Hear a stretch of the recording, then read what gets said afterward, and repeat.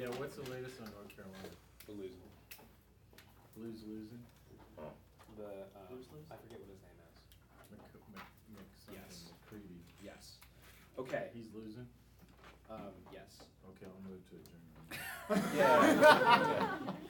Yeah, I don't think that's happening. Okay, I'm going to call this meeting to order at 6:06 p.m. I'd like to announce that this meeting is being recorded. Jonathan, can you call the roll? I think all directors are present. Last roll. Perfect. Okay. Before we begin, we'd like to acknowledge the Chumash people who are the traditional custodians of this land. We pay our respects to the Chumash elders past, present, and future. We call this place, Aniskoyo, the land that Isla Vista sits upon, their home. We are proud to continue their tradition of coming together and growing as a community. We thank the Chumash community for their stewardship and support, and we look forward to strengthening our ties as we continue our relationship of mutual respect and understanding. With that, we'll move to the consent agenda. Does anyone have anything they'd like to pull? Does anyone have a motion? Motion to approve the consent agenda. I'll second. Motion to approve consent agenda made by Bertrand, seconded by Freeman. Any public comment? Any board discussion? All those in favor? Aye. Any opposed? Motion passes 7-0. Okay, at this time, any member of the public may speak on matters within the subject matter jurisdiction of the Board of Directors that are not on the agenda. The board will not take action on any item not on the agenda except as provided for by law. Do we have any public comment?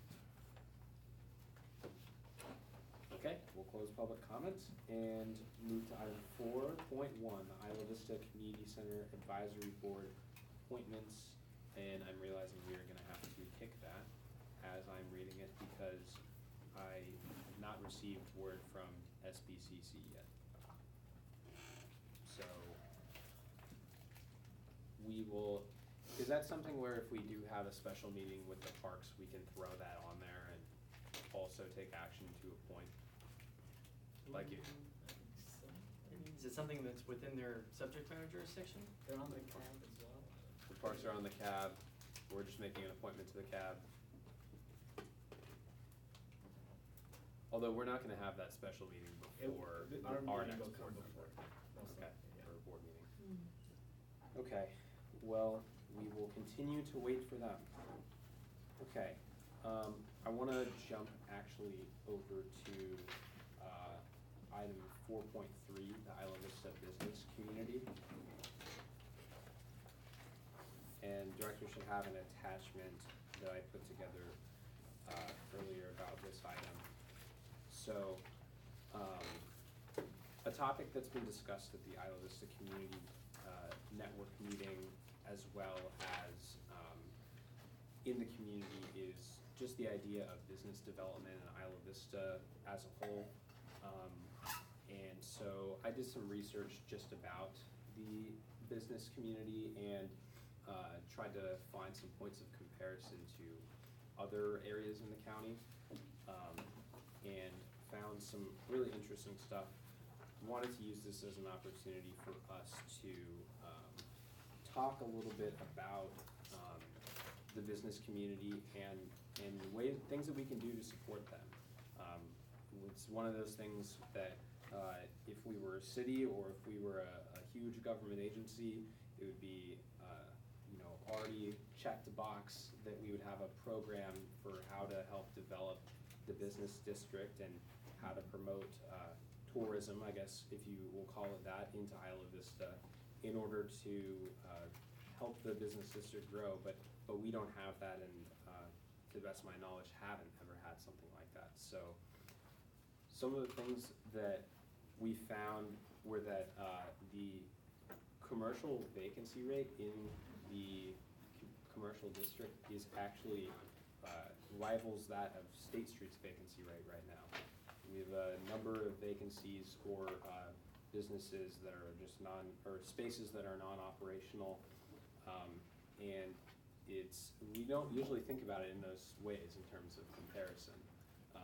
But I think it helps put us in a better frame of mind of what our task is in order to help the business community develop. So I wanted to, before we get into some of the ideas, open it up for public comment for any of the members of the public who would like to speak. Mark? I have a couple things to say on this matter. One of which is the other day after I saw the agenda that was emailed out, I went into damn near every single small business in Isla Vista to talk to an owner or manager to tell them that this meeting was happening, because none of them knew it was happening, which I think is a failure of communication on the part of this board and in general, because I don't understand the point of having a business meeting if you don't have business leaders here present. I think it's kind of a waste of time, and it's kind of rude, to be honest, because it kind of seems like people are acting as if they know more than the actual business owners themselves, who know their businesses inside and out. But I will articulate some of the sentiments that I did hear from local business owners, one of which is Halloween being a day that is just a typical Tuesday now, as opposed to being one of the biggest generators of income as what it used to be. I don't know, I'm actually fairly certain that you guys don't have a lot of jurisdiction over what goes on Halloween, but at the very least it is something that's been expressed frustration from Ivy Deli Market, Sam's To Go, Ivy Drip owners, as well as numerous others. I also know that small business owners want this board to be representative, be like a representation of them against an overreach of the university that keeps on happening. I've heard that from the owners of Deja Vu Nonstop, as well as Ivy Deli Market and Ivy Drip owners as well. And then this is just a personal note of mine, is keeping things clean and safe, and also I know some owners have complained about people smoking in the park as affecting their business, because cigarette smoke and marijuana odors will sometimes drift into their businesses and bring away business. So those are the sentiments that I've heard and felt myself. I've also expressed to some members of the board about like power washing the streets being a good idea, and I understand why that hasn't happened yet, but I think it would be a great one, because some of the streets do not look appealing to stand on, let alone do business on. Yeah, that concludes my comment. Thank you. Thank you, Mark. Are there any other members of the public that wish to comment? Melissa? Thank you for putting something on the agenda about businesses. I think one of the hardest things in running a business in Isla Vista is having time to look up to come to a meeting, and making a meeting at a time that's appropriate, because a lot of businesses are going to be operating dinner right now if you're a restaurant. The business that we operate is the Isla Vista Food Co-op. It's probably one of the only businesses that regularly draws from the outside into Isla Vista, and actually really is trying to serve a wider community need to help draw more people into Isla Vista to maybe shop more Ivy business. I would like to find a way for those notorious holidays like Halloween and Deltopia to not be what becomes a make it or break it for a business in Isla Vista. I think that's actually a really great reflection on why it's so challenging out here, is that so many businesses really draw from these really big holidays or events that then degrade the community a lot in other aspects. So the business might win, but the county is out like $7 million in support of like law enforcement. What can we do as a community to rally around the epic businesses that are out here, and to maybe create some shared, we talked about shared marketing before, but a way that wouldn't maybe require a business owner to have to personally invest their time, but to maybe connect into a wider Shop Isla Vista campaign. Craig Geyers, long ago person that was really active politically in Isla Vista. He was a small business owner out here. His wife Norma did a Shop Isla Vista like map every year that she refreshed, that had a website and a little paper copy that went along with it, that she actually funded, I think, herself, and updated a lot because she had an investment, because her family had a business here in Isla Vista.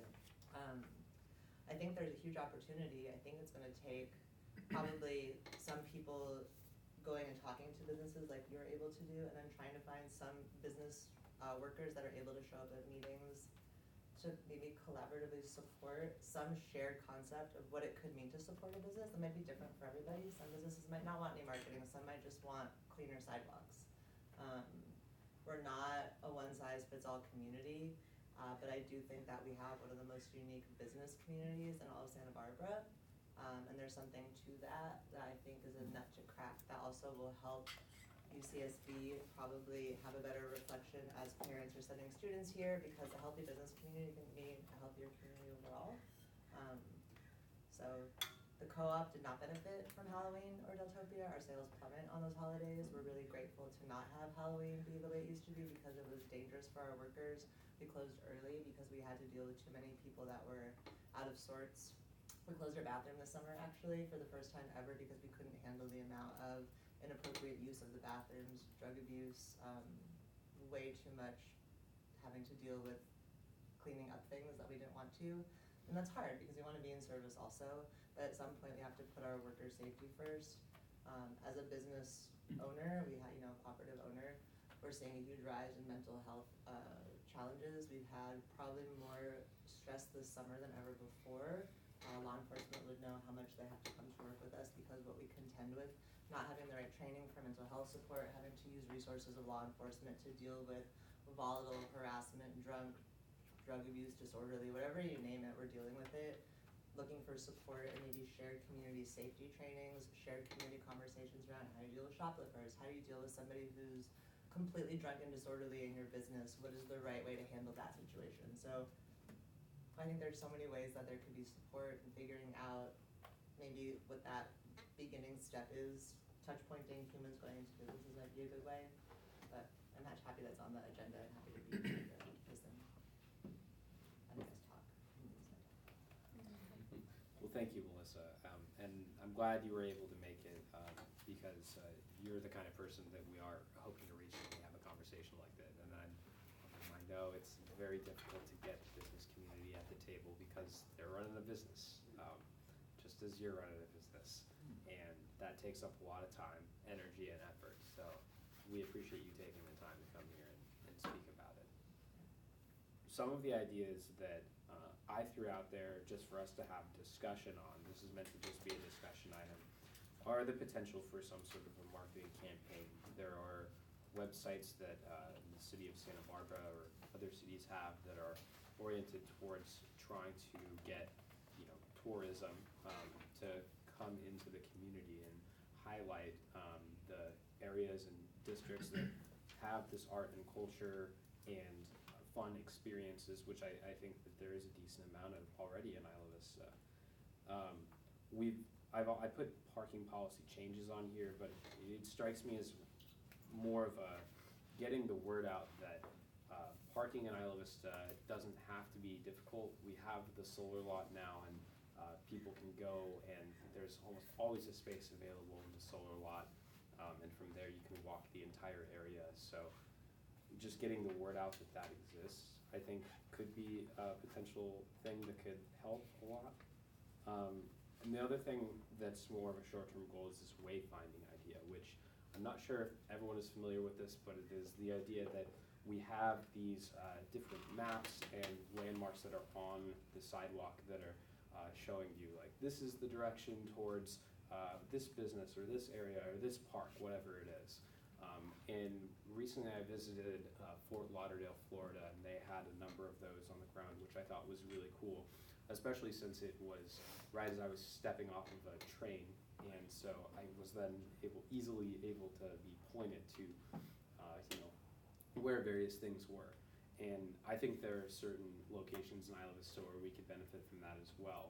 Thinking the area that's right outside the Pardal Tunnel, for example, where you have folks that are probably coming to the community as tourists to tour UC Santa Barbara, and we could take advantage of that by pointing them to the great parts of Isla Vista that we do have that exists. So these other two that I've thrown on there about like street closing and organized events, we just had a long discussion at the last meeting about organized events and street closing. I throw that on there just because in the future I think that could be really cool. But I think for now, the first three are the ones that I've thought about as like cool short-term solutions. So I'll go over to Mark and then we'll bring it back to the board. So I think something that would bridge both what, sorry, what's your name? Melissa said, and what you said, Spencer, would be something like how UC Santa Barbara spends $40,000 for people not to come to Deltopia, spending on an advertising campaign, some sort of advertising campaign that would have people come the rest of the year, to small businesses here, for a consistent flow of people. And I also do think the idea you're echoing from Fort Lauderdale is interesting, but I would also be curious to see, like, is it gonna incorporate like actual, like, the labeling of small businesses, because if there is a high turnover, like, are you gonna change that every time there's a new business? I think it's a really interesting idea, and I think it would be really effective in a small community like I just would love to see how it would work out more. That's a great point. And I will just say on the ads, because I know this comes up from time to time, that I've had really productive conversations with the vice chancellors about how those could be counterproductive, and I think there's gonna be a change of tone coming soon, so I'm looking they're forward to it. working as willing partners. Okay, I'm gonna bring it back to the board, and I'll start, I think Jay had your hand up, then we'll go down the line to George. George might have something that's more directly relevant right now. Okay. No, I was gonna make a motion. Oh, okay. So, man, time flies. I was like 4 years ago, for a year and a half or so, I was involved deeply in an effort with Rodney Gould to try to bring together Isla Vista business owners in order to be able to try to coordinate some of the things like this, to try to coordinate things with local government. One of the things I would like to really underscore, which has been said now by different ways by both Mark and Melissa, is it is very difficult for business owners in the area to have time to attend meetings. It's something that when one time we brought a meeting to Cerritos restaurant, sadly it's no longer there, but we brought a meeting to Cerritos so that we could have the meeting in their restaurant with the owners, and they still could not actually find time to come and talk to us during the course of that meeting. There was one time where there was an issue that the person who runs used to run the ice cream shop, not ice cream shop, the frozen yogurt shop, whose name I'm now forgetting for some reason. But that, he was very excited to come to a particular topic that was very specific to his interests, and then one of his machines broke down that morning, and he had to have repair crews come in, and it caused all shift issues on everything he was doing. It's something where I feel like in order to actually get feedback from this community requires proactive outreach and requires, I would say, something like offline outreach. And so I'm very happy that Mark did what he did, but I'm very sad that Mark had to do what he did, of going around to business owners, collecting feedback on a short notice for this meeting. I think it ties into some of the comments I've made, like recently at the board retreat, the idea of having some kind of long-term planning calendar. Oftentimes I would go around to businesses and try to get them to know about meetings like this, but I've been gone almost straight for 2 weeks all over the country doing things. And so and I only learned about this agenda item when I got the email about it 3 days ago. So it's something where if we were to be able to look forward into the future by a larger distance, actually have staff that could communicate with people in the community, collect and collate feedback, maybe provide some kind of email-based Dropbox or something. I know a lot of the business owners are actually very happy to receive and respond to email. Some of them are now working together, and they have a WhatsApp group where they coordinate. Maybe there's something where our staff could have the ability to listen in on that. It's possible that they would be open to that and provide some kind of faster channel back and forth. As far as some of the specific ideas that have been brought up, I mean, so I've certainly, you listed off a handful of business owners who are very passionate about the Halloween issue. There are other business owners, including Melissa, but there are other business owners, not just her, that are the exact opposite feeling of it, and it is a complicated topic. It is an interesting one because the business here is already extremely seasonal. It's something that just intrinsically, when you're next to a university, there are periods of time where the person who runs, it starts with, I'm so bad at names. The person, starts with an E. It's like a crepe store and does coffee. Equilibrium.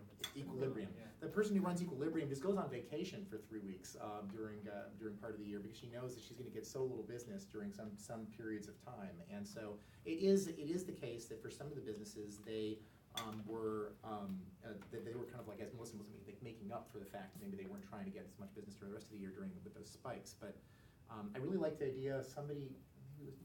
Spencer just brought up the idea of having something, it might have been Mark, of trying to get a more continual push to try to bring people into Isla Vista and try to get people to actually be willing to visit here. I know this one was Spencer, the idea of telling people that it actually is easy to park here, because I think there are a lot of people who continue to be sad about coming to Isla Vista from the perspective of, it'll be impossible to drive there, and where will I park? And the solar lot actually has been useful for a while. And I've gotten that feedback from business owners over the years, that they no longer consider parking itself to be a fundamental problem, but if the perception of parking is still bad, that might be something that we can attempt to address.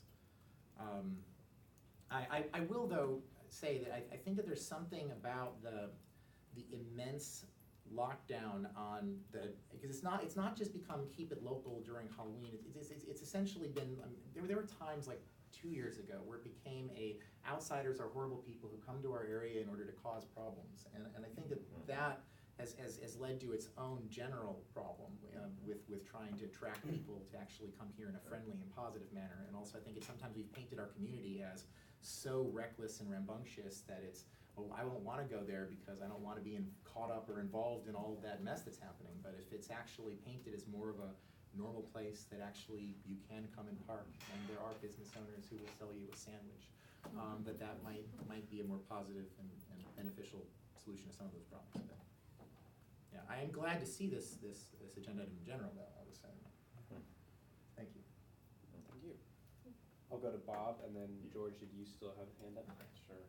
So I'll just go back to, it's great to hear Melissa come in here because you really have a business and you really are articulate about what the problems of the Isla Vista community are. And it's good to have you here so we can get our brains going to say, how can we do more? But, I'll just go back to the redevelopment agency and say, hey, we did some stuff for the businesses. We had these same conversations. I've heard this conversation about trying to improve business in IV for 40 years. That summer schedule kills them. The students leave and the businesses struggle. But we did outdoor dining and improved outdoor dining. But now the county has the program, the county's getting the revenue, and I don't know what they're doing with the money. So we should make a beef about it and get that money back into Isla Vista and reinvigorate the outdoor dining program and see if businesses want to, take over county right away and get on the streets again. Facade improvement. We were participating in facade improvement. The co-op is very nicely done in a more attractive, and we did that. A game changer for the co-op. I was on the path with the RJ, I was around during that time. Right, That was a and so huge boom. facade improvement, we should think about continuing the program and us actually investing in facade improvements again with the business owners. It was a two-way street. Parking. The solar lot's a great idea, but nobody knows how to use it, and I go pay my $3 every time, but I don't think people know that that's a lot, and I don't know if we could make that a parking-free lot, if we could get them to use a local business. We'd have to change how it's being run, but we sure aren't using it to do alternative transportation into Isla Vista, and you can go park your solar bike at the parking lot and go to the businesses, or, we put all those bike racks along the street. We need to keep them up, they need to be clean, but, I did notice, the county came and trimmed the trees. Did anybody else notice that? Did they trim all the trees on there, and they're cutting the palms? I was laughing about bike racks, because that's part of our, I have a touch point to a lot of this, the co-op is connecting, it's nice to hear like the reflection, all the great things that the county has done, and thinking about our also responsibility as business owners and operators to hold the county accountable. It took me a year to get a bike rack replaced. Yeah. I mean, we have to keep following up, and so that's part of the challenge, I think, is that knowing what's out there for businesses and like what our opportunity is, and then our responsibility to not just wait for it to come to us also. But we as a board could go work with the county. They don't have the money to do the bike racks because redevelopment went away. Well, maybe we should put some small project money into doing bike racks and take that responsibility. At one point, I heard about smoking, we put ashtrays out here. I don't know if they exist anymore, but the trash cans are an issue, and we hear about the trash cans out there, so, we keep saying, let's go investigate the trash cans, and we should investigate the trash and think of how to move the trash off that street better and keep it looking better. So, I think there's lots of stuff we can do as a board to pick up where the county just doesn't have a point out here anymore. But, we have our beautification program. I think those guys are doing great, and I think that will help out there to make it better. But, when we get out here to, my son and my daughter-in-law are both graduates. When times aren't busy, they love to come back to Freebirds, and they come out here and hang out in IV and do it. But they don't do it when it's busy, because there's nowhere they don't even know you can go in the solar lot, or they don't know to go park there, or that's not when they come out here. So I don't know how you bridge that gap. I like that Hawaiian restaurant they put in over there. Oh, that's gonna be really successful. Boom, it busts. I love Yeah. it too. Yeah, and so, I don't know why it busts, that, you know, maybe it was a method of delivery or something. I know they got pretty cheap and it was really a deal. But I don't know how you get by that. I don't know, maybe we can do some studies about how you get those 9-month businesses to survive for the year. And I don't know how to do that. But, you know, I only say this was what the county was doing because we had redevelopment and we did make progress. I think we could revive some of that and continue to make progress on those old ideas. We hooked up that Paseo with electricity to put bans on the street to shut that down, and it never happened.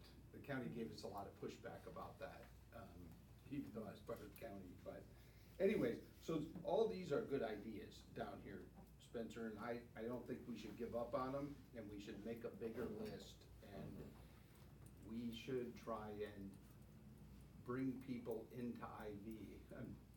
I don't know quite how to do that, but. I would like to be a part of any, like, not to hoard commenting, but like any future conversations. We talk about Isla Vista superheroes, that's what I call the folks that come during the vacations, because they're like, I'm here! But really, they come to the co-op and like run in the door like they're superheroes because they made it back to Ivy. Like maybe there's a marketing opportunity in that. Maybe it's a full page ad in the Independent to remind people to shop Isla Vista during the quiet times. That might not have to require direct communication with owners, you know, and that maybe there's a joke in that, like, oh hey, wanna like be a superhero, like come to Ivy during the summer, there's parking, the beach is empty, and you can like buy a sandwich from a nice person. I don't know. I like that. Father John? I love the tagline, shop Isla Vista during the quiet times, because that's exactly what we're talking about here. It's in those summer vacation times and so forth that business falls off and businesses die out here. I was gonna say that my son comes to IV too. He's a UCSB graduate, grew up in Isla Vista, went to IV school. Now he lives in Santa Barbara and works over the other side of 217 in an engineering firm, and he brings clients over here to grab a burrito and, you know, takes it out somewhere. And you know, there is that appetite, that memory that is there of something that was really good. Memory of what was good here is out there in the community. We just haven't tapped into it. This is marketing 101. Gotta have some, you know, an ad in the Independent, you know, come on home. Anyway. I like that, and if we've got a slogan that's Father John approved, then that means. Ethan? Thank you. Well, thank you, Mark, for your comments, and Melissa for yours. I think this is a great starting point for this discussion. I'm really happy that we are looking into how we can support these businesses that are so important for our community. I think that all of these are great ideas down here that you've listed as possible suggestions. I know that we can't provide funding for all of these directly, but we can certainly be supportive of any of these ideas that come up. But one thing that this has me thinking about, especially the marketing campaign, is the potential for a public business improvement district. There are other industries and neighborhoods in the county that have them and that are working to form one right now. One example is the Santa Barbara County Vintners Association, the wine industry right now. They're actively voting to create a PBID, and what that would do is it would put a 2% tax on gross revenue of tasting rooms and wineries and the membership of the Vintners Association, and that 2% would go to things such as marketing. Marketing is actually the biggest goal they have to spend that revenue. And just thinking about that, like, I don't know, I think what I most commonly buy in Isla Vista, and that might be a $10 burrito or pizza from Blaze, and just at $10, like if that was a 2% charge on the revenue, like 20 cents per purchase, perhaps that's something that businesses want to consider, just having a little bit more revenue. Maybe it's less than 2%, maybe just 1%. to go into funding these larger marketing efforts. Just something to think about, and while that's not something that we can launch, it's certainly something that we can be supportive of. It's a great point, thank you, Ethan. I'll go back to Mark. Sorry. And then I think, Deanna, did you have your hand up at some point? Okay, I'll go to Mark and Deanna. Once again, not the board commenting.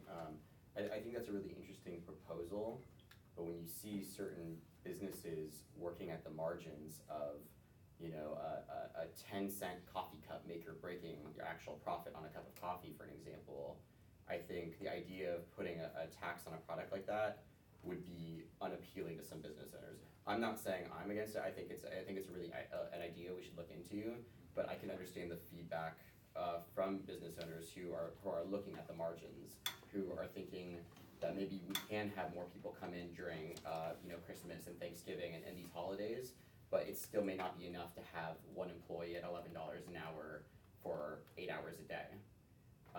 So I think these are the ideas, although it would definitely help like a larger place like the Co-op, maybe a larger place like Freebirds. But I think if you want to help every small business, it's difficult, and that should be noted. Yeah, and ultimately, like for anything that's increasing or creating a revenue stream to fund these business improvement efforts, I mean, it's not just an investment by the business owners, but it's an investment by the consumers. Those of us who appreciate Isla Vista businesses, who go to those businesses, and I think any sort of creation of a revenue stream would have to involve a large public input process and community buy-in so that people could get excited about it. But ultimately, if there was some sort of small revenue generation that could provide for a marketing program, I do think that could be a good thing. Nonprofit sector could also be a way to look. Perhaps there's businesses that want to actively work to fundraise money for something like this. That could be a thing too. But definitely just, I'm thinking about some way, maybe an idea that we haven't even mentioned, where there is just some sort of stream to fund these efforts. Well, and I think that Bob hit the nail on the head, that the revenue stream is already there. It's just going into the black hole of the county right now. And it's not necessarily going to what it was originally intended to do, which was to be reinvested back into the business district. So I would put that on our list of things to officially look into, is the revenue generated by the outdoor dining program. I'm gonna go to Deanna and then over to George. I was just reflecting on a couple of the things that I heard, and one of them, going back to I think Melissa's point about this is broader than commercial interests, right? It's not just about how are we supporting local businesses, but I think like what are the broader goals and values, which include a safe downtown area and things that I think a lot of people can buy into, where we don't have to set them aside as only a business interest, but that it's a broader interest for the community. And so what are some of the opportunities for collaboration around that? Tying back to the conversation about what are the functions, for example, in the loop that could be mutually supportive, not only businesses helping to train each other, but also nonprofits and also just front-facing organizations, whatever they are, however they're represented. And that it almost sounds to me like there's an opportunity to consider somewhere along the line this idea of an incubator, right? A business incubator or a nonprofit incubator. And maybe some funding that could come from that, but also some innovative ideas about how that can be applied in this space. And so I just wanted to mention that I think as we're having this conversation, what feels really kind of accessible is talking about, you know, safety, economic stability, downtown business interests, and all that. The other thing I wanted to mention, and I think that, I don't know if Spencer, if it was you who proposed the wayfinding, but that you probably already know, that during this, the placemaking workshops, that was a highly identified area of work. And that really also was a very good project that kind of created a community space, even in the creation of the wayfinding tools. And so I know through the community center, we would very much like to be involved with that, and it could really be part of a community building strategy that's also offered online. So thinking by extension also, like how do we begin to represent some of the things that we have here in a virtual tour, right? So that people can access that information both physically and in a virtual environment. So those are just some thoughts to add to the conversation. I think it's great. Those are great comments. Okay, I'm gonna go over to George and then Ethan. Okay, thank you. You had a motion, didn't you? I don't know, do I give this long speech or just do a motion to send this to committee? This really should have come from committee.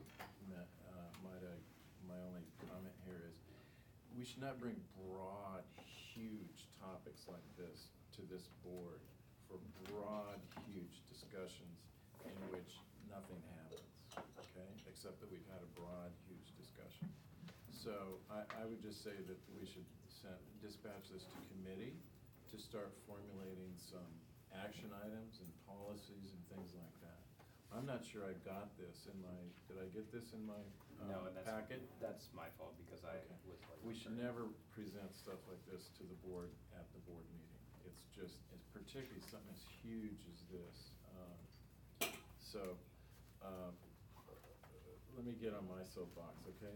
44 years ago, 1975, I went door to door in Isla Vista selling advertising for the then alternative newspaper so that we could get more people to come out to Isla Vista. It was a tough task, and it totally burned me out on selling advertising for the rest of my life. But Doug's Bugs and Sun and Earth, so this is a 50-year story. Now, Susan Yamashiro, who was on my staff, went door to door, tried to start some kind of organization, grassroots, and got nowhere, okay? And that was very frustrating for her and for me, because essentially she hit roadblocks in terms of organizing. Now, I don't know if that's because everybody dislikes the university so much, but let me tell you, the answer here is right in front of you, right there. There's 7,000 consumers who can walk here and will walk here if given the opportunity and the marketing. Now, I proposed a long time ago, I went to Union Bank. Union Bank said they had $30,000, which would be perfectly spent in Isla Vista because we matched all the criteria for that to be used for economic development. That never went anywhere, okay? So there's a certain amount of frustration here that we're just spinning our wheels 44 years, still trying to figure out if we should put ads in the Independent. And instead, I mean, as much as people don't like the university, there's the answer. Those are all consumers who would love to be coming over here. And if you sit there at noon at the Pardall Bridge, as I often do, you can see them streaming in, but it's only a small percentage of them, so anyway. I would make a motion that we send this to the appropriate committee. I don't know, I'm open to Ethan's suggestion about which committee should this reside, with lots of public comment. And one last thing, let me just say this, because I keep hearing this, that downtown, that business owners don't have time. The downtown organization, which is not a P-bid, it's a, what's the difference between a P-bid and a improvement? DIA is a downtown improvement district or something like that. Business improvement district? Business Same. improvement, okay. Same thing. So they charge, they have 30 members on their board, all those people show up once a month. I mean, they're there, and the reason is because they feel like they have to be there to get information about what's going on to keep their businesses going. So there are models out there for business, but really, let's send this to committee. Which committee? So, I'm so glad you asked. Perhaps we can create a ad hoc committee to work specifically on this issue. I don't know if we want to call it business relations ad hoc, or, because right now we don't have a committee that this would go to. And if we want to do that, I'd volunteer to be one of the members to help with it. Are we allowed to do that today? Journalists provide directions. So I'll make a motion that we direct staff to come up with a proposal that they bring back to the very next meeting for how to organize. For a committee. An ad hoc committee. Is that, ad hoc, is an ad hoc gonna do it? That's gonna be maybe something for staff to figure out. Is this more of a long-term type of a plan that would require a regular type of a meeting schedule? Or is this really kind of a spitballing Sort of. ad hoc committee to get together ideas? And sort of also, I think we should move it really quickly into creating a body outside of us that is this improvement district.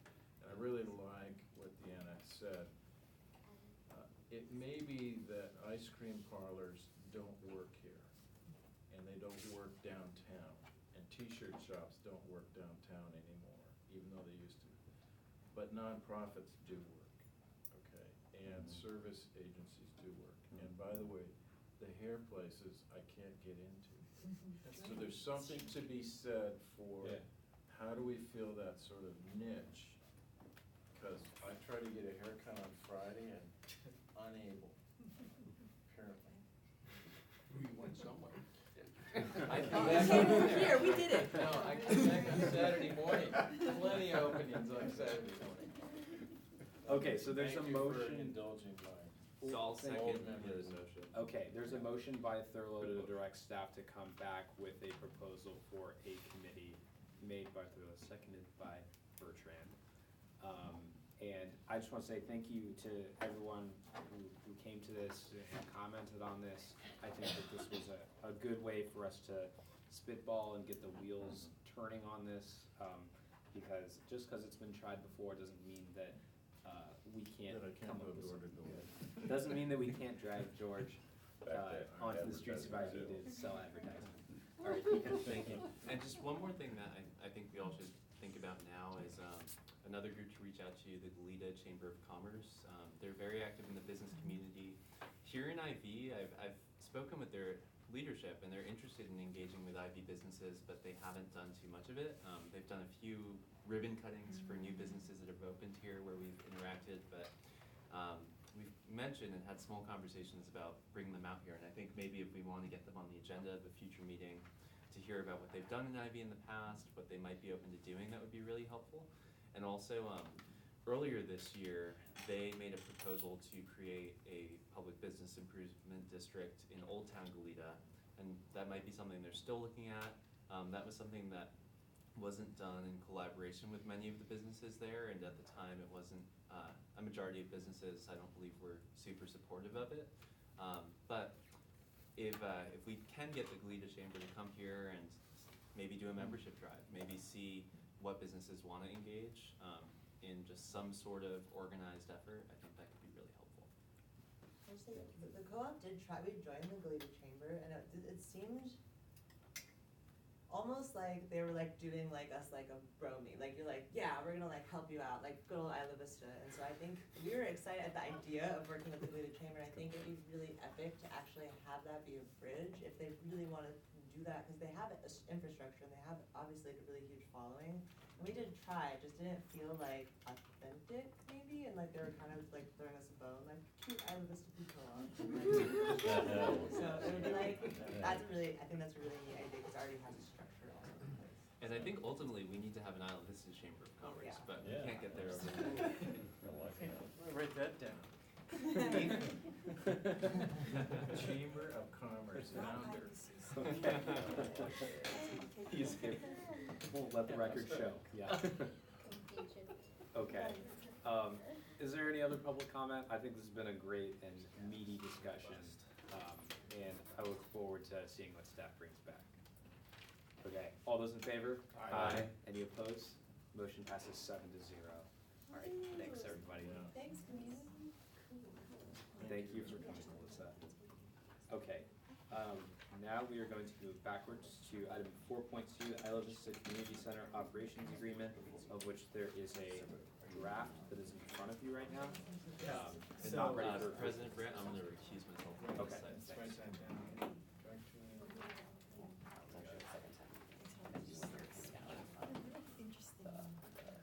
Not that one. Oh, yeah, You're just, I'm I just- was like, I just wait picked it a up and second. I was looking at this number.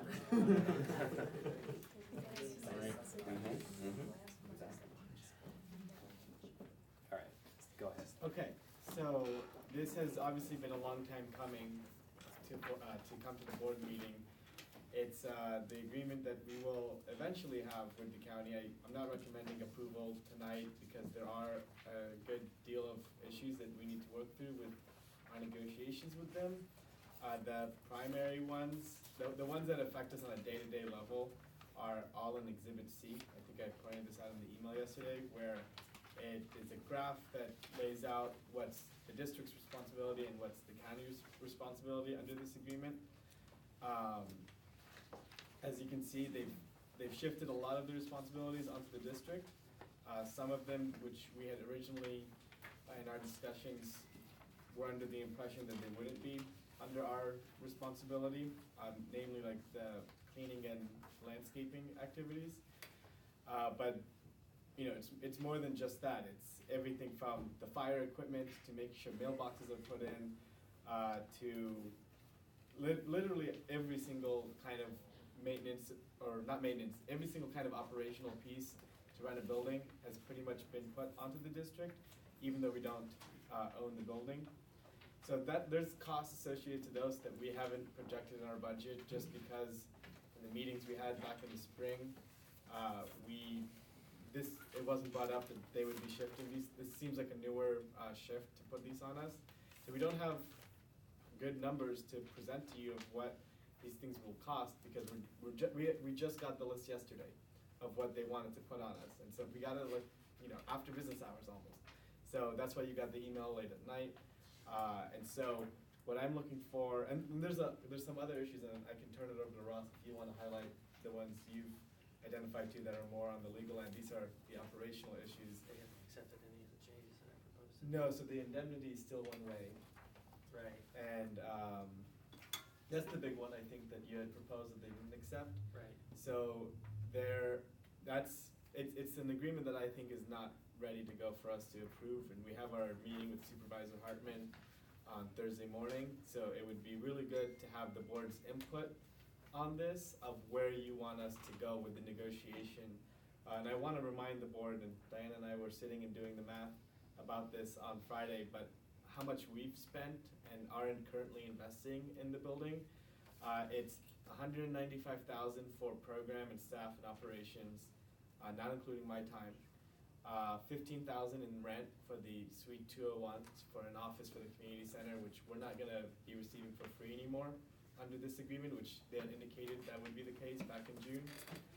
We're investing $2,000 in the repaving of the parking lot. And then in the past, we spent $70,000 last year on staff and program when Paulina was our coordinator. And then we spent $20,000 in our first year, which we acquired the grant from the Bauer Foundation and spent on local activities. So that's over $300,000 in old and current money that we've put into this. And so this would then, you know, another piece of this is minor maintenance has been put onto the district. So anything below $500 of any kind is our cost. So we can have, and there's no deductible or anything like that. If there's $100, $499 cost, then that's $100, $499 cost direct to our budget that we haven't made a budget for. They're not going to be cleaning the building, landscaping it. A lot of, you know, if the light bulb goes out, it's completely on us to find the person, find the light bulb, and get it in.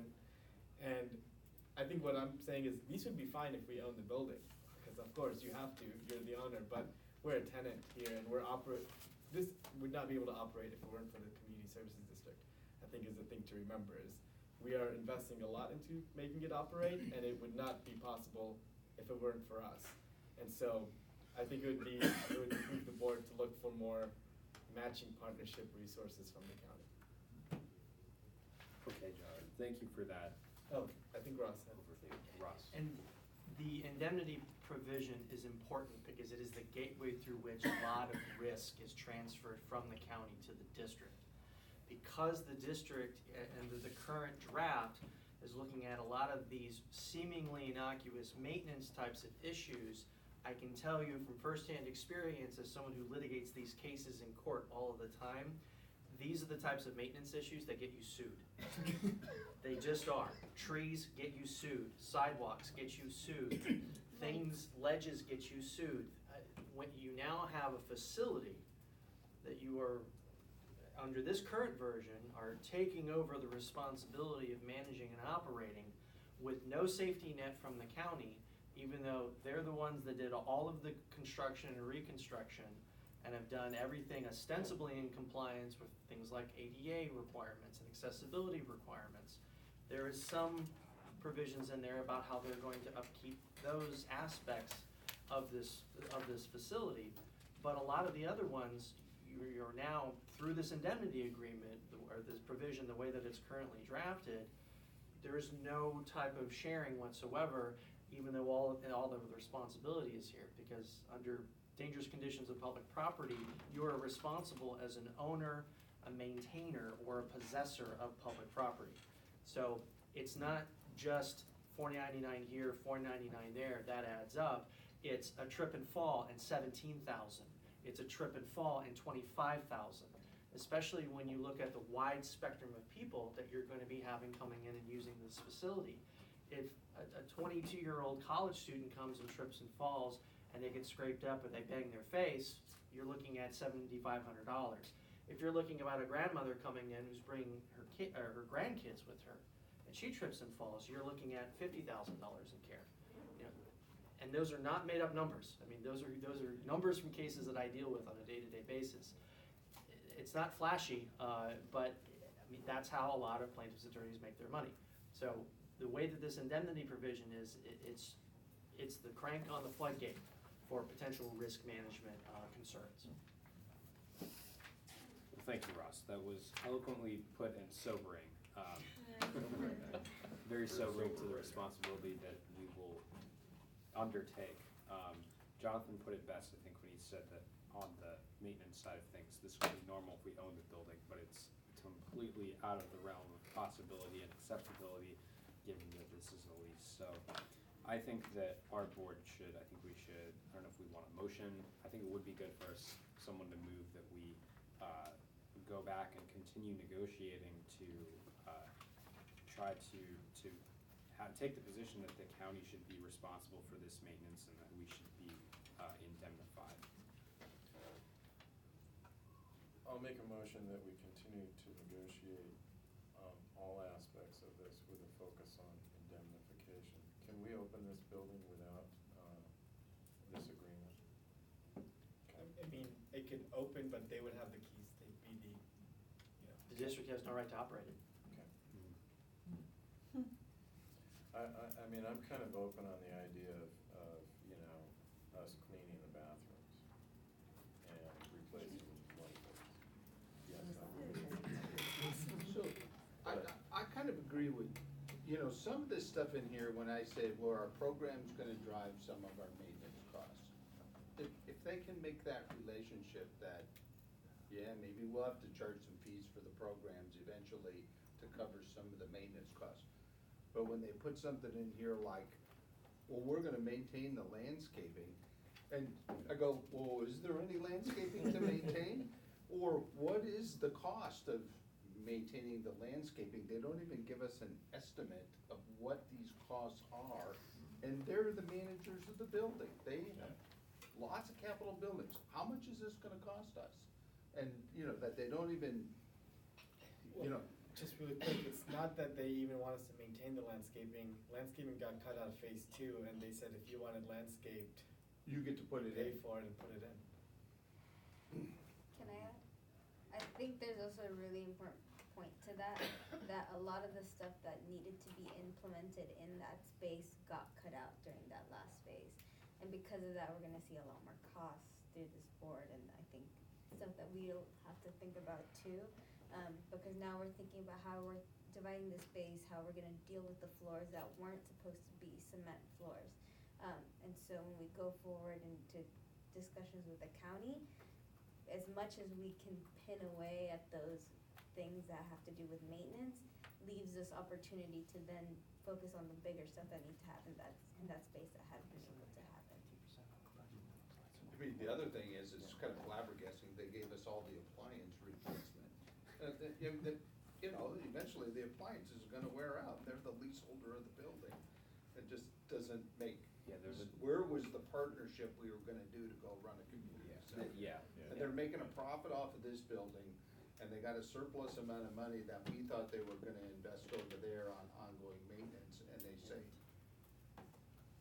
I don't know who's talking to who over there. So there's this has not been in line with the discussions that we've had with Supervisor Hartman's office, and we're gonna, when we meet with her on Thursday, this will be the main topic of conversation, to try and get their office support to put pressure on general services in order to come up with a better agreement.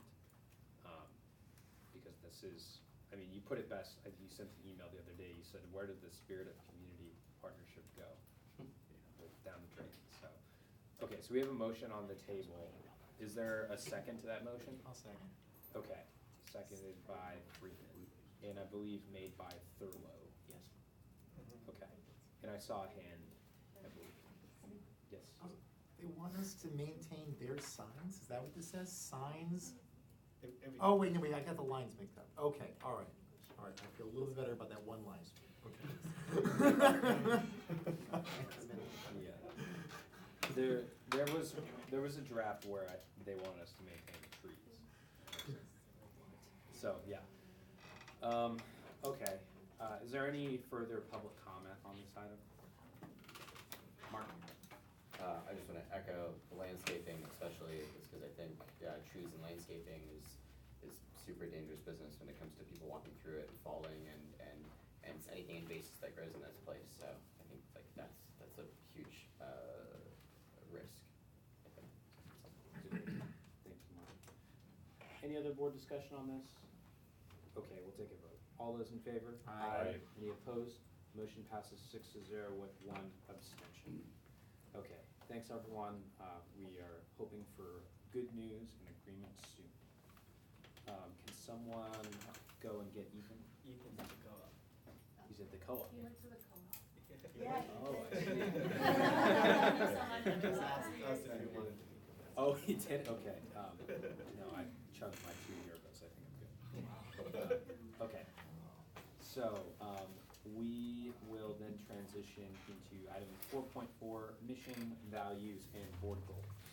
Okay, so this is the product of the board retreat, pretty much. This is why we had the retreat, is to develop the mission, the values, and the goals for 2019-2022.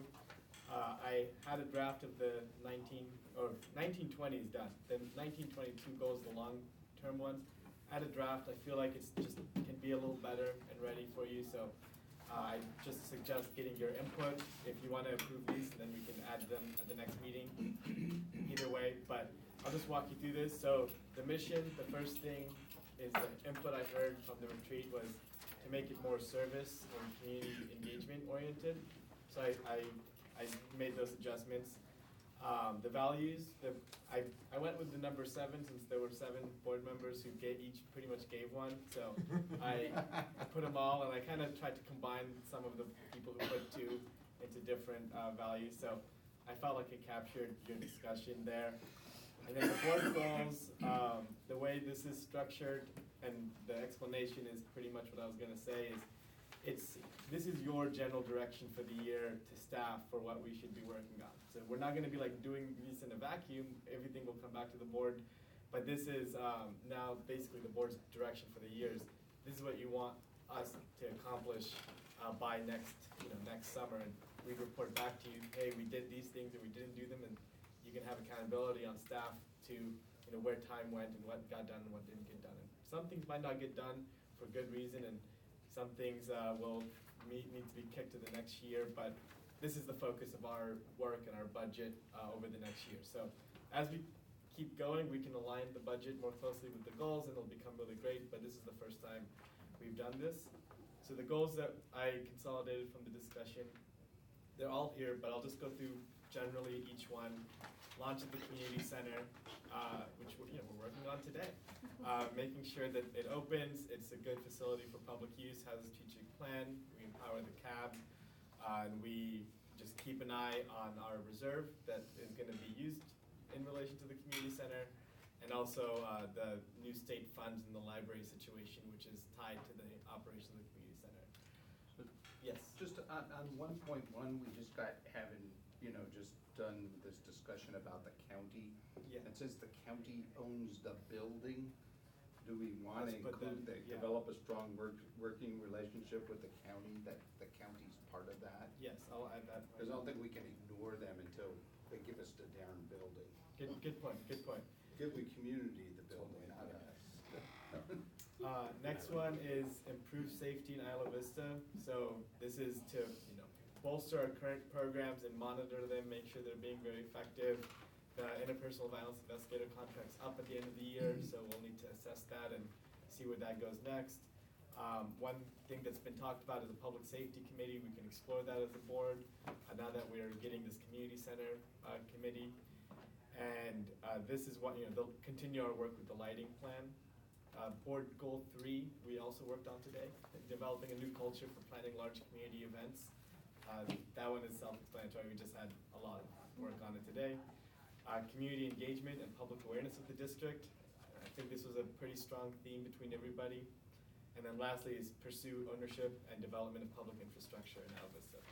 So the goal is, the way that I've been taught this is, the left is the board's kind of responsibility, and the right is staff, and the staff work on the right is towards the board's goal on the left. This is the best maneuver. So the activities are the things that staff would be doing on a regular basis, and then the board's goal is to monitor that work and to make sure it's getting done and it's in line with the board's intentions. So I'm happy to take input now, or you can email me. I don't know if you're ready to approve this today, or if you want to sit on it more. It is a big document. So. Was our mission part something we had before, was that maybe drafted or? You had 2 drafts of 2 different mission statements at the retreat, and we talked about them, like what we liked and didn't like about them. Is this something that part of the document that we may or may not be agreeing to? It is part of the document. Yeah, we may or may You're not. approving a mission. It's not something that was approved at a previous meeting. No. All right, I would, this is such a minor thing, I would love to change ensure a high quality of life and public safety to ensure a high quality of life and level of public safety. And the reason why is because saying ensure a high public safety doesn't make any sense to me, and ensure a high quality of public safety to me sort of makes sense to me, but then it splits quality of life in a way that I find unfortunate. It's such a, I'm bike shedding, I'm sorry. No. I think the change is amenable. Cool. Okay, So, any other board comment on this? On the full. Yes. So great job, I think you really encapsulated our conversation well.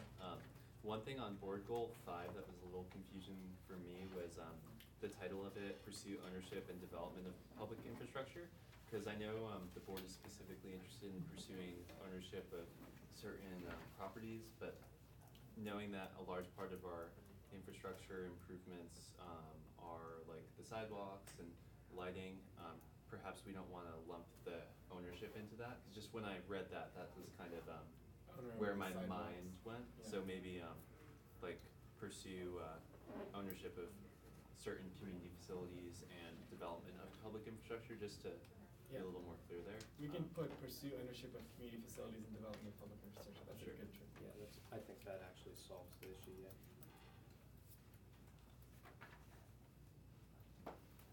I think that this is overall a really good document. It definitely encapsulates the discussions that we had at the retreat. And I think it is very well put together. I'm looking forward to seeing what becomes of the longer term goals, but this is great for our short term goals. It's nice, and I think it will help the board get into sort of an organized frame of mind, because these are the goals we're setting for ourselves, and it's like Jonathan mentioned, it's not just goals for staff, it's goals for us too, so. Okay, Ethan? Thanks. And I also think this is really helpful in our general policy making, but especially for when it comes time for the budget. I think this really provides us direction, and one thing that I've spoken with Jonathan about before, and after going through this last budget process, perhaps when we go into this next one, we really want to specify how we are achieving our goals in our budget, and also look at information that we've received from this year on performance of programs and incorporating that to really just provide a big picture on everything we're doing. It's a great point. Just to give you a quick overview, since I think we talked a lot about the current document, but the general 4 goals for the long term. What I'm putting together, there might be a 5th one based on the input. I'm finishing this, like I said, I wasn't happy with where it was at yet. I think it could be better, but increase the coordination of public services in Isla Vista. There'll be a lot in that one. Develop a locally controlled planning program for Isla Vista. One about transportation and parking. I haven't made the language nice there yet. And then another one that is just a copy of Board Goal 5, the ownership and development of public infrastructure, but in the long range of where that would be for us. So that, and then there's another one of, we talked about leadership development, and so I'm trying to figure out how to combine that one with some other discussions that we have. Maybe leadership development falls under a broader category of culture change. We've talked a lot about trying to create a community that is more diverse in terms of age range, and I see those two as sort of going hand in hand. That's perfect, yeah. Because that's actually the other one, was the year-round community input that we got from the board, that we wanted that. So that's a good combination. So you'll get this back next meeting, the 1921. Excellent. So would you like to, I think we'll probably just wait until we get the document as a whole back so that we can get these updates in writing. Yeah, thanks for the input for today, Bill. And thank you for working diligently on this. This is a great step. Okay, now we're gonna go to item 4.5, graffiti abatement.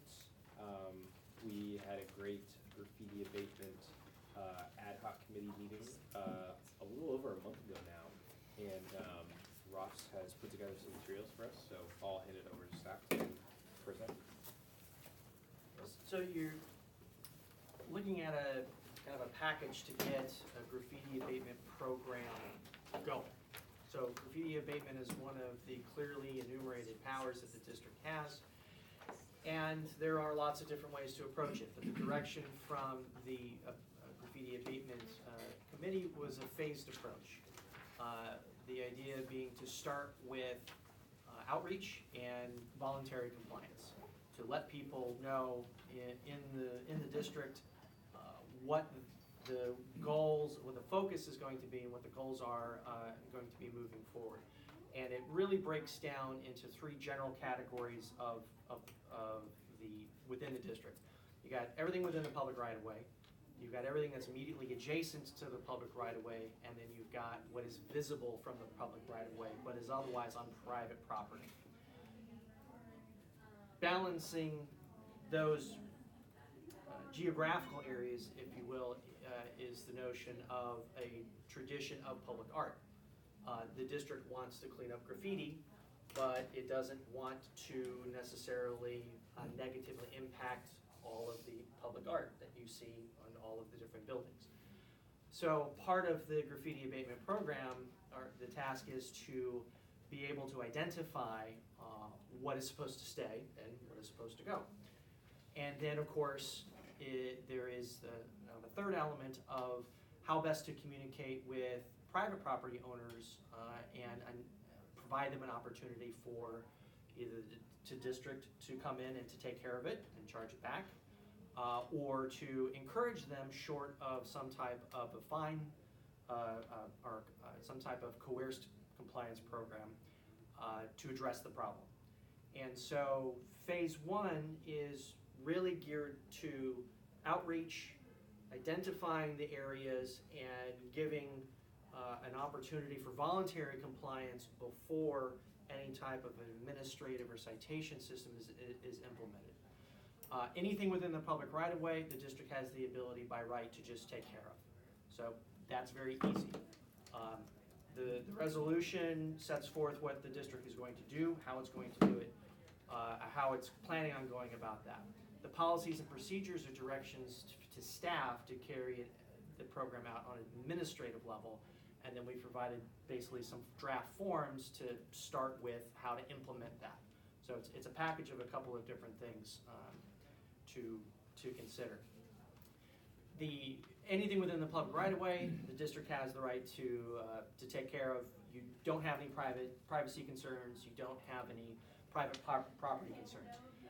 Private property that is immediately adjacent to public property, it's kind of in this area where you do have some ability to go in to take care of it, And the way you mitigate the impact on private property interests is the district elects to take care of it at no cost to the private property owner.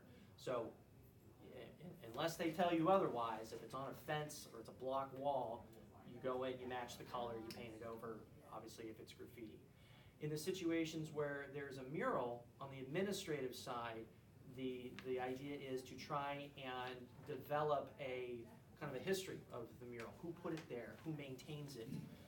To be able to get into contact with that private party, if it's a private party, or the owner of the building if they're maintaining it, and basically provided them support in that, hey, we've identified this graffiti, it overlaps part of your mural, I don't know if you knew that, okay, well here's the picture of it, etc.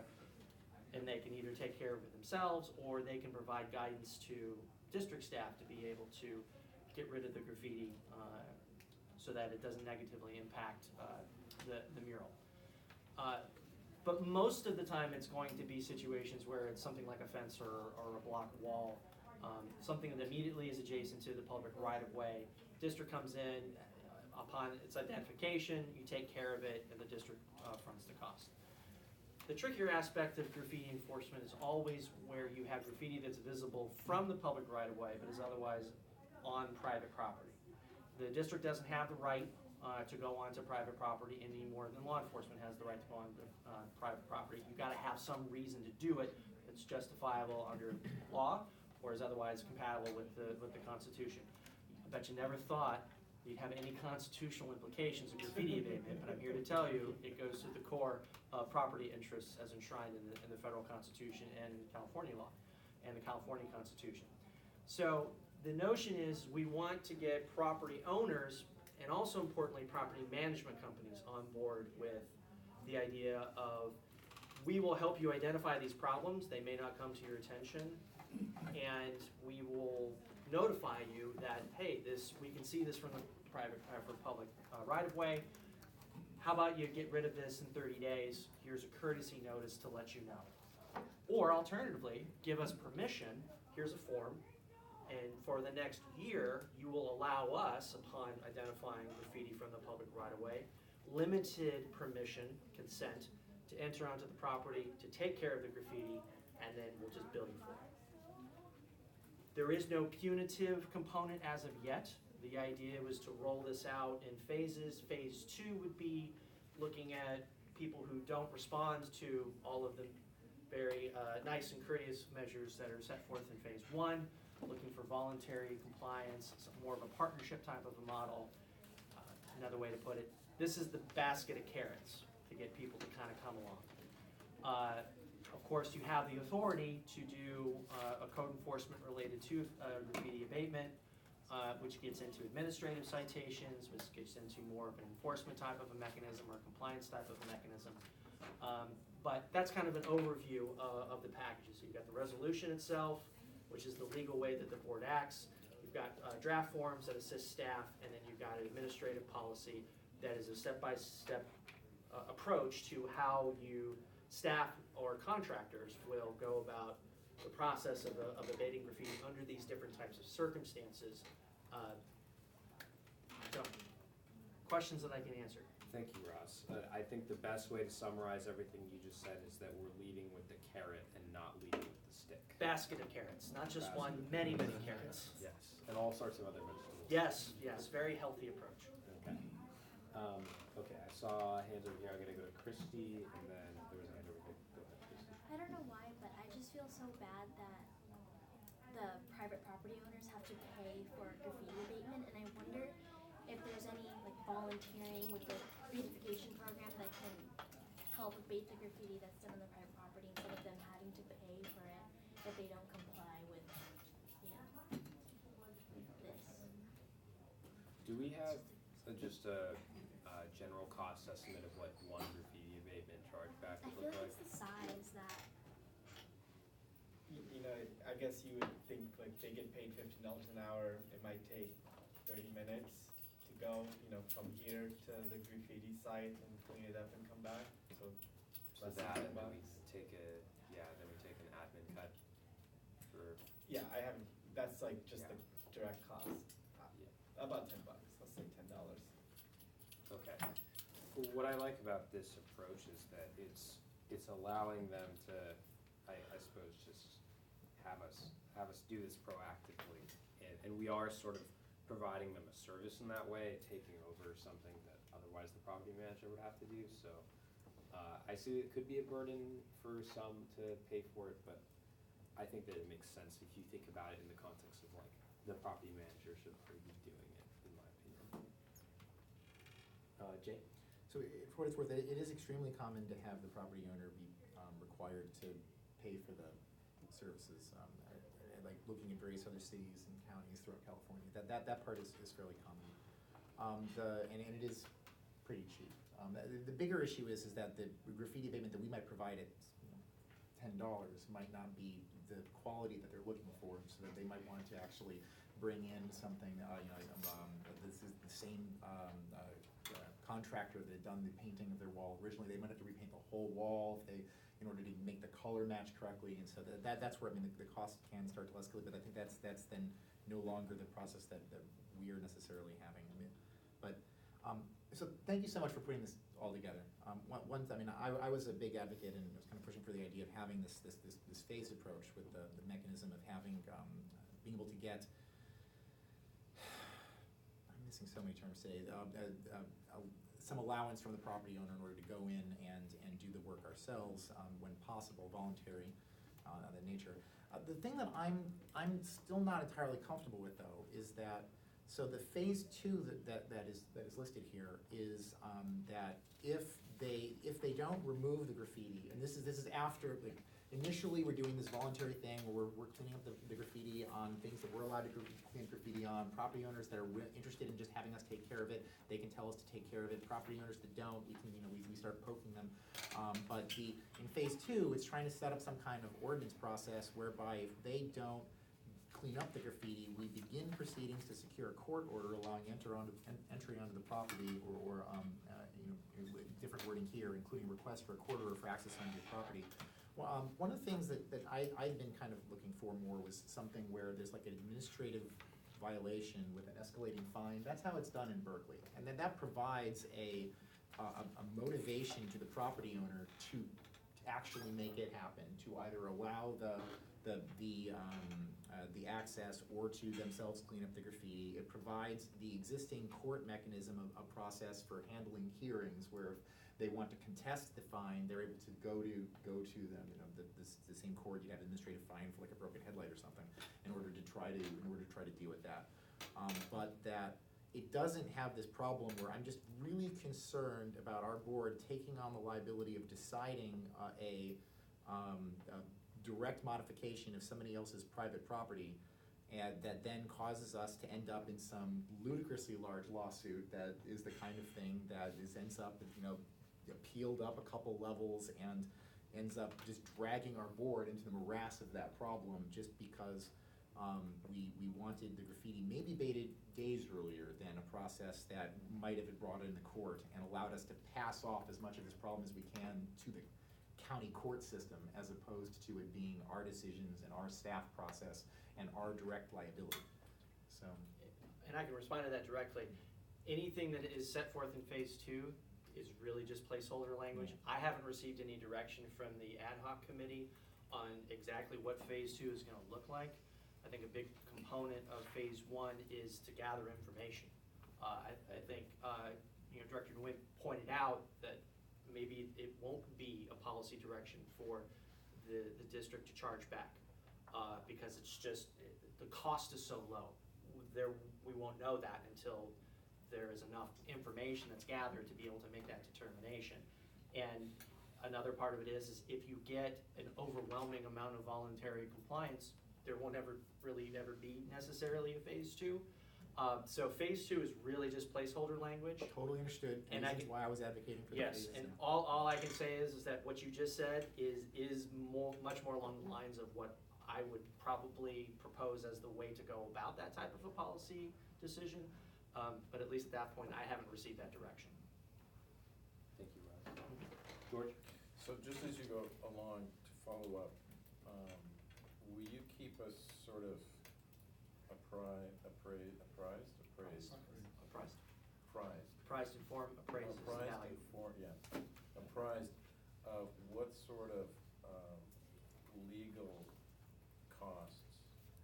might be looking as we go forward, because I think we really have to be sensitive to the idea that we don't end up in all kinds of litigation, which is gonna be very costly. And that was one of the directions from the ad hoc committee. This is the way to get the most done with the least amount of risk, because you're getting consent to enter, and all you're doing is sending a notice saying, we can see it from the street, can you take care of it?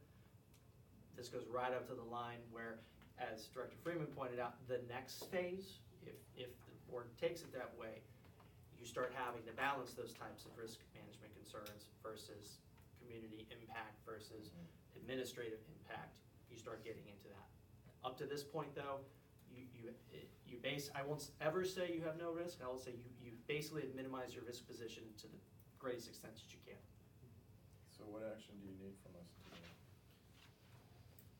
Well, we're not approving anything today. It's all just a draft package, and we were getting input. So, no, besides direction, nothing else. I've got one thing. I'm looking at the notice of violation letter, and I'm thinking back to our conversations in the ad hoc committee that this letter has got to be posted at the site of the violation. Is that correct? The idea is to post it there and to mail it to the property management company if that information is on file with staff. Otherwise, you can look up who the property owner is and send it to the address. Okay. At least in the beginning, it's to get the information to as many people attached to the property as possible to make sure that it's addressed. Absolutely, and the only thing that I would suggest is in the notice of violation, if we can make it more clear by including a sentence that makes it clear this is addressed to the property owner / property manager and not the tenants. Because I could see, I mean, there is a lot of language in here, and I can see a lot of tenants being concerned and confused. Something that indicates that the notice should be forwarded on to the property management company or the property owner. Basically whoever it is they have their lease with. Okay. Yeah, and to follow up on that, that is actually the one and only issue we've had with the IV Beautiful program is we were painting a fence that was on public property, it was adjacent to public property, but the tenants then got concerned that, hey, what are you doing? Or am I gonna get in trouble for you painting this fence? And we had to talk to them, so I think that, yeah, that's good, because we need to say this is a property owner issue, not a tenant issue. Absolutely. And then, really quick, what staff is gonna do to get this information out there is we're gonna be at the IV property owners meeting in October, that IVCSD plans. We're on the agenda there to present about our activities there on this area, and then once everything is finalized, we'll do a mass mailing. We have all the addresses of all the owners and property managers, so we'll send a letter to each with this information, just kind of saying, announcing the program and asking them to consent right now. So. Excellent. Director Bertrand? Thank you. Well, thank you to staff for putting all of this together. This is really comprehensive, and I think it's going in the right direction. I have two questions. The first of which is there a definition for immediately adjacent to the public right-of-way? So is that like a certain amount of feet from the right-of-way? I think what we did is we gave an example of fences and walls. The idea is not to create any type of zone of uncertainty, if you will. If it's immediately adjacent, which is to say a fence or a wall, that's what's covered. 5 feet away is private property, it's visible from the public right-of-way. Okay, but so like if it's like a fence, so a fence with like some grass in between, or if there's like a garden and then like a retaining wall, is that private property or? My advice in that situation would be to treat it as private property with graffiti visible from the public right-of-way. Okay. And not as immediately adjacent. Got As it. opposed to a fence that literally sits on the property line that immediately abuts a public sidewalk or the street. Okay. And these sorts of things will become incredibly important once we go into the training of our staff who's performing the abatement. Yeah, So that I'll make they a know note to what's make sure that performed distinction is and clear. not to do. Thank Yeah, you. I think just to follow up, this is, so when we took over the graffiti abatement activity and we went with what IVRPD was doing, is they were doing 8 feet from the curb, and so this is a much better approach to it because we don't have to go and measure and get into this gray area. We can just say, is it adjacent to the sidewalk, yes or no? Sure. Pretty much. Got it. And then my second question is, At our ad hoc committee meeting about 2 months ago, Ross, you mentioned perhaps going to the county for concurrence on parts of this. Is that still something that you foresee us doing? We pursued that with the county. The county council's informal opinion is that it wasn't needed. When I asked if they would put that in writing, they said no. Okay. Which always makes me feel a little weird, because if that's your opinion, you should be able to put that into writing, but that was our answer. We tried. We tried. Did they say no, or did they say no, not unless you ask us to? No, the way that I remember wording it was, we believe that this is necessary, and I think I even said, or we said that we would provide like some of the language. We said we thought it was necessary, yeah. And the answer was no. First it was, we need to check and see if that's something that another department or division of the county, it's Byzantine, Bob, I don't know how you. I saw one response that says, we'll issue you a purchase order. And I said, what is that? Right. So it went through I like go, I don't get that. general services purchase order, and it's like, you guys aren't understanding what we're talking about. And then it was, no, resolution saying that we have the authority over everything within the confines of the district, which is also County Service Area 31. And which they did in 2008. Right. The RDA. Right.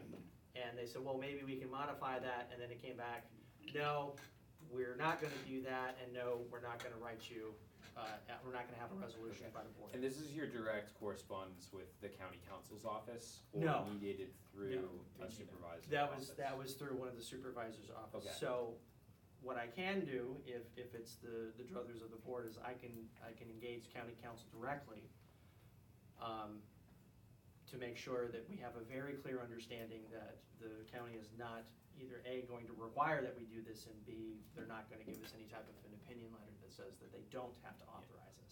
I think that the clarity is important, and it kind of feels like we're, chasing a unicorn or something on this to an extent, but I think it is important that we have that in writing, so I would suggest that we provide staff the direction to get the opinion in writing from county council. If anyone wants to make that motion. I don't like making motions as the chair. I don't know if we can do that, because I mean, it's like, if county council doesn't wanna do it, now we just directed staff, like, you go Sorry, you're, chase the. let me, you're taking it literally. Okay. Let me reword what I meant to say. Direct staff to pursue getting an opinion. Solicit an opinion letter from Solicit. county council. Okay. Would anyone like to make that motion? Ethan?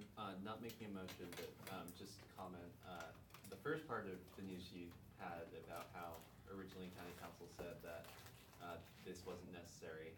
While I do think it could be helpful to get more clarity, I am happy to hear that too, that the feeling was that this is just something we're able to do.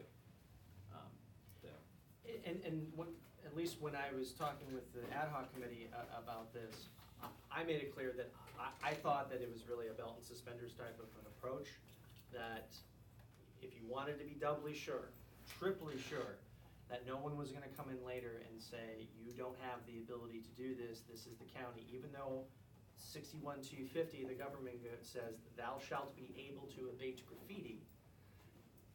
Very clever lawyers can come up with very clever ways of saying, well, it's concurrent jurisdiction and you need some type of a grant of authority and you don't own those sidewalks, the county owns the sidewalks, and 61-250 says in D4 that you have to get permission from the people or the entities that own the infrastructure before you do anything. It's just, I have a very high level of confidence that 61-250 says what it says. It says you can abate graffiti within the jurisdiction of the district. And this is the way that we can go about doing phase 1. But the risk management side of me says if you want to be doubly sure and you want to put on your belt and your suspenders, that there should be some type of an affirmative action by the county recognizing that authority, and to the extent that it's necessary, delegating that authority. I will move to direct staff to continue working with the county and specifically attempt to solicit county council for a opinion letter. Okay, motion made by Freeman, is there a second? I'll second that. Seconded by Hedges, and I would just say, I'm supportive of this because the argument you just made was made sense to me. You're a devil's advocate. You shouldn't sue us. Yeah. Go ahead, Keep Bob. them on I our side. think what the county has to do is us taking over graffiti abatement makes the county open up their countywide ordinance about graffiti. And that's, a special hearing process. You gotta revise the ordinance, you have to have numerous public hearings about the ordinance. So the county hates to open up their ordinances. Which I think is where that purchase order comment came from. But that, they don't like to revise their ordinances. What's weird is that their law currently says something specific about IVRPD, and so that's where it starts to feel like. What are you referencing? It says something specific, Oh, it's a did I misremember? resolution that designated the RDA, is what we had found. Oh, okay, all right. But IVRPD said that at one point in the past, they had been given similar authority. But we may not need to pass a resolution because we already have the power. We just need an opinion from them saying you're Yeah. allowed. Yeah, we grant you the authority. It's just to make it clear that there aren't any conflicts as to whose graffiti laws apply. I got you. I agree. Since they have the ordinance on their books. They're being lazy. Yeah. Your words, not mine. Yeah. Got my work at it. Okay, any other public comment on this issue? Any other board discussion? All those in favor? Aye. Any opposed? Any abstentions? One abstention. One abstention. Okay, motion passes 6-0 with one abstention. Thank you, Ross and Jonathan, for putting all this stuff together. I think it really reflects a user-friendly approach to this issue. And thank you to the committee for your diligence in this. Okay. Now we are going to move, if I can find my agenda, into, I believe, reports from members of the board. Does any member of the board have a report to give? Bob? I just have one comment that a good friend of mine, Ken Pettit, who was the clerk recorder assessor, passed away on August 28th. And he was a great friend of Isla Vista, Yeah, of upholding elections in this community for a long, long period of time with many brutal battles about protecting the rights of students to vote in Isla Vista. So he was a great guy, but lived a good life. He truly was. Yeah. I hadn't heard that. Thank you, Bob, in memory of him. Okay, Ethan? Just one report, and maybe this will be a question for Lieutenant Camarena, but I went out this past weekend just to walk around and see what was going on, and I saw that there were sheriff's volunteer team members out in Isla Vista, and I thought that was a really cool community policing initiative. Could you tell us more about what the volunteers are doing? Yeah, so it's they're helping us to start pass the word to everybody else. We feel that having a volunteer, not having law enforcement, making contact with a house, saying, hey, just want to remind you of the noise ordinance. Oh, by the way, we're working on these programs. Just kind of doing more of an outreach to the community and really start closing that gap between law enforcement and the community here in Del Playa, especially in the south part of Isla Vista. Awesome. Are you selling the party registration program too? Yes, and we've been getting people registered for it. Very cool. Director Freeman?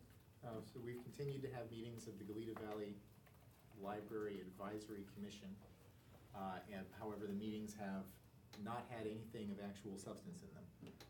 We've recently received actual information on the budget, which was valuable. We've been asking about that for a number of months, and they had to put that information together for us in order to get a breakdown of how much money is being spent on staff versus books, which seems like a very basic, or staff versus collections, which seems like a very basic thing.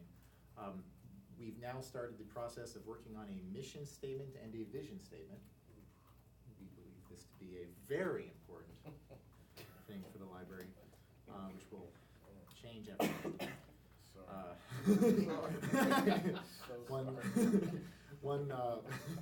One thing that has been learned is that there will be a separate library advisory commission for the Solvang and potentially even separate for Buellton, but so for the Solvang and Buellton, which are going to be having their libraries taken over also by the Glebe Valley Library System. So we will not have a merged library commission of all of the areas providing advice to the Goleta city. I don't think there's anything else there to report. I had my first meeting of LAFCO last week, and nothing particularly to report related to Isla Vista. One thing, however, to note, just in case anyone is interested in this for some reason, that there is the way that the conflict of interest provisions work for LAFCO, I am allowed to I'm allowed to vote on issues related to Isla Vista. If this board were to decide that they did not want me to, you are allowed to say that I'm not allowed to. But I am excited to represent Isla Vista in addition to representing special districts on the LAFCO board. Thank you, Jay. And one question for you, any word on the Library Advisory Committee about the state funding? I asked about that at the last meeting, and the comment that had come back was that was somehow related to the construction, related to more infrastructure for an existing Isla Vista library branch, which is interestingly because it does not exist, trying to figure out what exactly that will mean with relation to how that funding gets utilized. But that was like a quick comment from the library staff. They did not know that much about the situation, honestly, and I figure at our next meeting we'll learn more. So. Okay, all right, thank you, Jeff. Director. That was my question. Okay, yeah, we weren't really agendized at that meeting to discuss it that deeply anyway. So Everyone's trying to find out. Yeah, I feel like at least once a week, Jonathan and I play phone tag. We're like, hey, have you heard about this library funding? And it's always, nope. Okay, very cool. Thank you for that, Jay. I'll give a brief report. We had the first meeting of the Community Center Advisory Board today. We had our nonprofit representatives, Isla Vista Recreation and Park District, UC Santa Barbara, and we'll have our other folks join us at a future Community Advisory Board meeting. It was great. We talked a lot about how the Community Center is slated for the soft opening in October on the 12th, and also just establish some criteria for vetting the at-large position applications.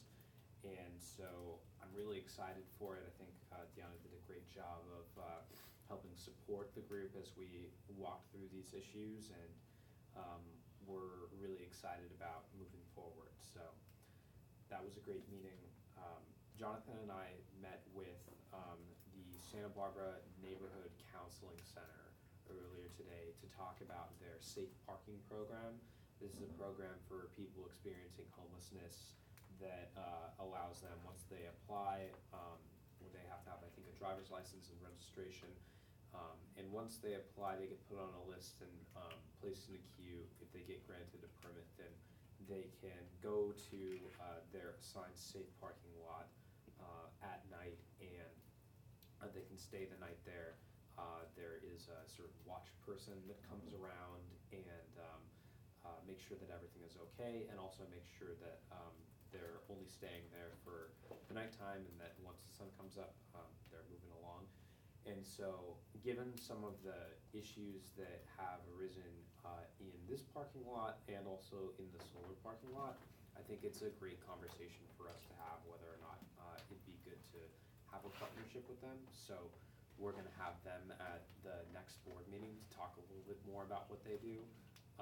I was really impressed. I know I'd read a lot about how they are one of the nation leaders in developing programs like this. So it seems like they make it really easy for other groups to partner with them and become a safe parking site, which is really cool. So we'll have a great presentation on that. I've been continuing to meet with the stakeholders on the large community event, Deltopia or IVTopia, whatever we're calling it. And we had great conversations with associated students, and then as was mentioned, we met with Juan and talked a little bit about some of the concerns that had arisen, and I think we're moving forward well, and I'm excited after our last discussion about getting some stuff in writing. So that's all I have to report, and with that, I think we'll move on to reports from standing and ad hoc committees. Policy committee had a meeting, and we've been primarily concentrating on human relations. It's not my day for words. On human relations issues, looking into how we treat the contractors or employees versus with relation to our various you might call them like perks of things like vacation time and like whether we require our contractors the employees of contractors to be getting the same types of either benefits or compensation that our own employees do. We've not come to a finalized issue on that yet. I think we came up with 5 categories, did we? Permanent, four. Permanent, part-time, permanent, Temporary, part-time. temporary, and contractors, right, yeah. So those 4, like, an intern would be in a temporary position. You could have a regular employee that did work part-time and would get benefits. So we're trying to make that difference between a part-time employee that worked less than full-time and a temporary employee that was gonna work a limited schedule of like 10 weeks. So, Good progress. which basically wouldn't get any benefits other than Social Security and their regular good rate of pay. Well, very cool, exciting to hear. Any other committees? I don't think we have other committees. Report from district council. Nothing additional to report. I had a busy time. You don't need to hear my voice anymore. Okay, report from general manager. So a lot of the last 2 weeks have been related to the community center and the contract with the IVRPD parking agreement, which I mentioned over email is still in evolution, and we're still negotiating a lot there. So that's where a lot of my time and energy went, is towards these 2 contracts and just making sure they happened. All of Friday was just the parking one. We had another day of the audit. They are on track to get us an audit presentation where they will physically be here on October 8th. So we're just finishing up the last couple things on the audit, but that's going well. The interns are hired.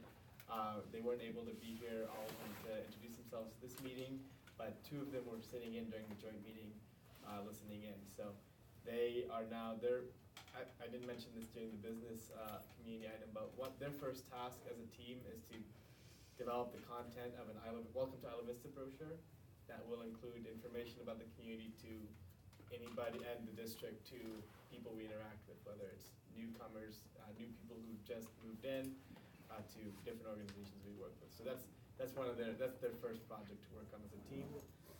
Community outreach, I have been asked to help select the new AS staff person who's going to be working with the community services district the most. So I have spent some time going to their search committee meetings just to find someone who would be, good to work with in the community, not just on campus. So yeah, that's all my report. It's very short this time. Community center focused. So much is going into that. Oh, I did mention we also had the punch list meeting. Diana and I walked through that.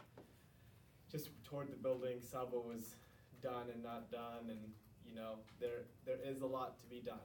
There's going to be significant, if we want this building to be how we imagine it, I think there's going to need to be significant investment from fundraising, or if you wanted to do our own funds, there's going to be a lot. I mean, the floor, when you think a sealed concrete floor, you think it's all smooth. That's not true. It just means it's concrete. There's a lot of cracks, and it doesn't look good. It's not presentable. And it's not where we might want to go. So the community center is a growing project. It's not closing in at all, even though it's opening. The amount of work is expanding there considerably. All right. Yeah. Bringing the AstroTurf. Yeah. Not I don't know. sounds fun. Okay, thank you for that report, Jonathan, and thank you for your work. Is there any other public comment? Okay, with that, I'll entertain a motion to adjourn. So moved. Who gets it? I'll second it. Okay. Oh, if you made it, it's all here. Oh, I know, I heard two. I thought I heard. I started saying I moved to adjourn. I Okay. feel like you started saying you seconded it, but no one had moved. Okay, so made by Mike, and seconded by Mitch. Alright, hey, quiet down, okay, all those in favor? Aye. Opposed? Aye. Thanks, everyone. I'll vote twice. Literally Ice vote Sky twice. Hawk. October the 12th, Columbus Day, my birthday. Really shut down. Uh-huh. Actually, 11/14th now, we really have to. Oh, very cool. But just magically came up to being in the middle of October, huh? Yeah. We should, Good to see you. meet Thanks. ourselves. You, if you will. Good to see you. Thank you, good to see you. I met Ethan over at the, food co-op. You smile a lot, Before too. she found out, now I got Somebody the like you. I mean, actually putting a Thank you. pen on paper. You guys, listen, Yeah.